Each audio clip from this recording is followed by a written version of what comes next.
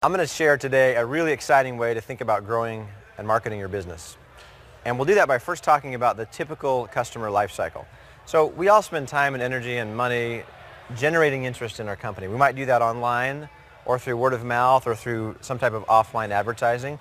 But we do all of that in an effort to get people to engage in our sales process. We all have a different sales process. Again, we may sell online, we may have a sales team, we may sell through estimates, things like that.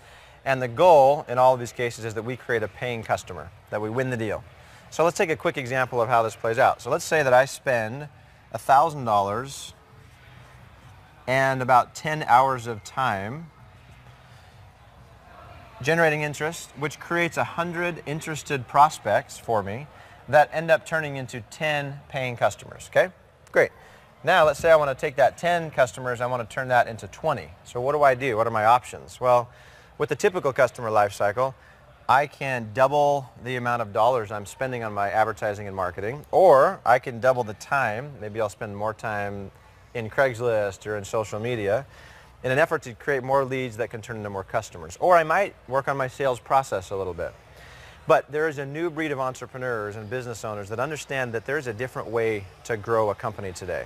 And the typical customer life cycle is not ideal. And the reason is really it comes down to the fact that there are just holes in this here bucket.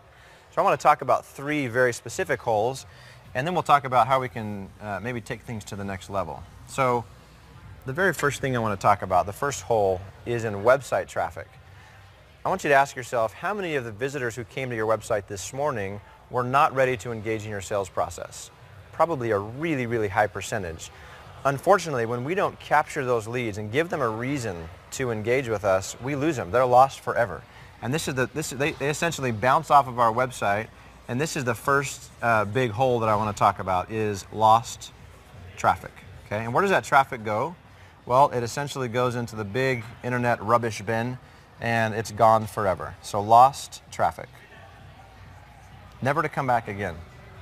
So now let's say for those that are interested enough to engage in our sales process, though, what happens with them? Well, we all know that in our marketing we generate a certain number of hot leads, right? That's where we kind of get our livelihood from, is by converting those hot leads.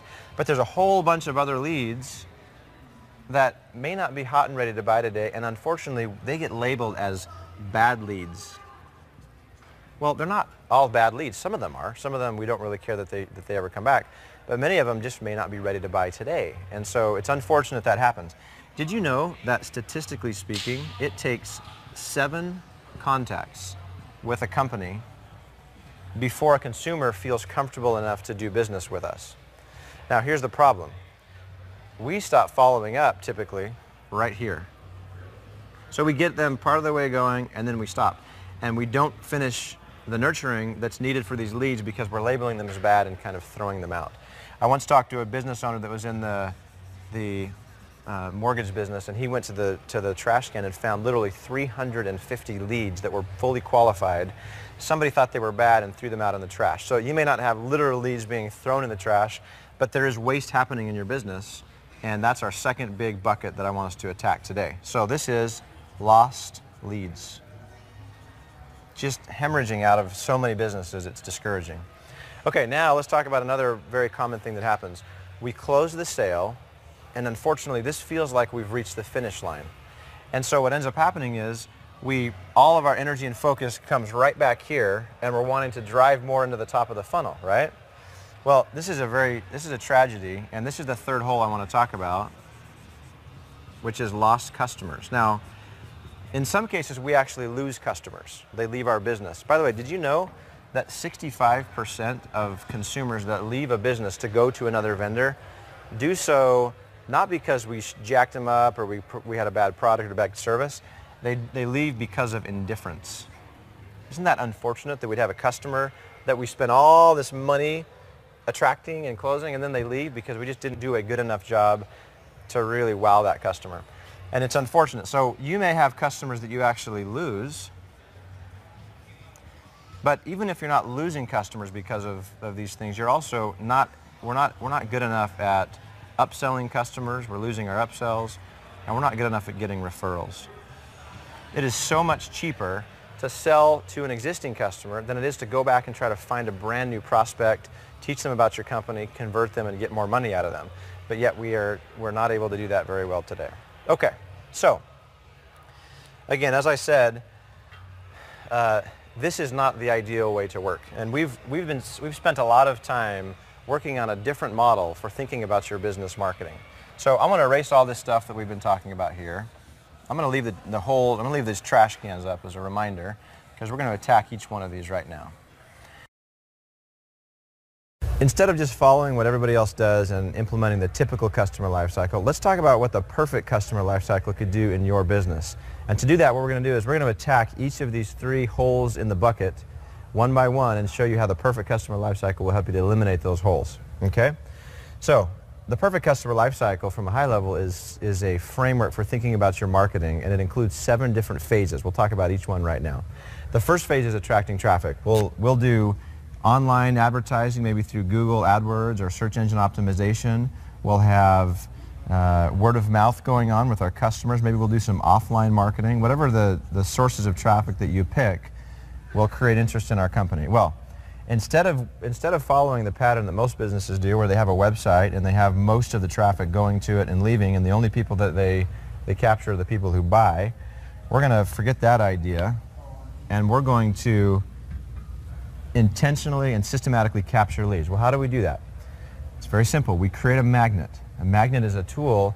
It's something that is very valuable to your prospects. It could be informational. There's lots of different things, and we can teach you how to create these magnets. But a magnet is something that is interesting enough to them that in order to get it, they're going to give you their information so that we can follow up with them, and they're going to give you permission to follow up, okay? Now, I want you to imagine, if you had on your website, for example, let's say you have a web form offering this valuable magnet, and the people right now that are coming and just leaving because they have no interest in staying, because they're not ready to buy, what would happen if you could take 30 or 40% of those people and capture them into your database? So now you have their information and you can follow up. What would that be worth in your company? Okay, so we've captured the leads. Now we move on to into the sales process, and let's talk about attacking this lost lead problem. Remember, we have the leads that are not hot today, the ones that are just either cold or warm that we're labeling as bad leads, need to be saved, okay? So let's get rid of this. How do we do that? Well, there's 2 different ways of nurturing that we're going to do for our prospects, okay? The first thing we're going to do is something like this. Somebody fills out a form on our site, we've captured them.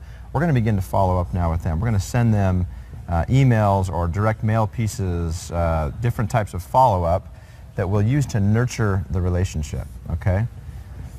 Those who are interested enough to buy will move on into our conversion process. Those who are not, we actually have a place for them, and it's not the trash can.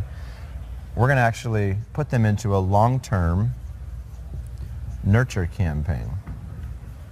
Well, what is that? Well, that's a slightly less aggressive, maybe a monthly touch where we're delivering valuable information to that prospect, and we're just staying in touch so that when the person is ready to buy, we're the ones that they're thinking about, not one of our competitors, okay? So there's short-term nurturing and education that we'll do that'll take us from our contacts of 1 or 2 contacts through to the 7 that we need. There's also a recognition that we have long-term follow-up that might need to take place. Okay, now we've got a hot prospect that's ready to be closed. We'll put them into our sales process. Now again, you might have in your business, you might have a shopping cart because maybe you're selling online, and that's the way that you're gonna send people to actually purchase online, and your website does the selling for you. Or you might actually have a sales team and you have sales reps that you're going to align these leads out to. Whatever the case, you have your system of selling that will convert the person into a paying customer. Okay, now let's talk about post-sale. This is the challenging part because it's so easy for the finish line to be right here. We've closed the sale, and then we rush back here to the front of the funnel and we start doing all the hard work to get a new customer in. Well, it is tremendously less expensive for us to use our existing customers to get upsells, to get referrals, repeat sales, than it is to go back to the beginning. So let's talk about how we can eliminate this customer waste.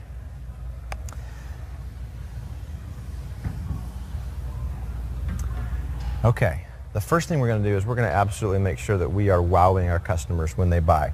So in addition to you delivering your service and having a satisfactory experience, we are going to wow our customers by putting in place a very simple, it can be very simple to start, wowing customer welcome campaign. This is a campaign that new customers will receive that gives them helpful information, follows up on the service you provided, and just in general, we love on them a little bit. And it is amazing how easy it is right now in today's world to do small things that will have a great benefit, because most people don't get loved on by the vendors that they buy from. Okay, and then the next two things is we're going to have intentional programs in place to make sure that we're upselling customers that have already purchased one time, and we're going to take that one-time purchase and maybe get them to buy more frequently. We may get them to buy higher-end items. We may cross-sell additional items, but we're going to find different ways to turn that one-time customer into a repeat, and we'll have specific offers. We'll offer one thing, and if somebody bought product A, and somebody else bought product B, we might be offering them different upsell offerings that relate to what they bought initially. And then finally, we're going to be intentional about getting referrals. We're going to ask our customers for referrals.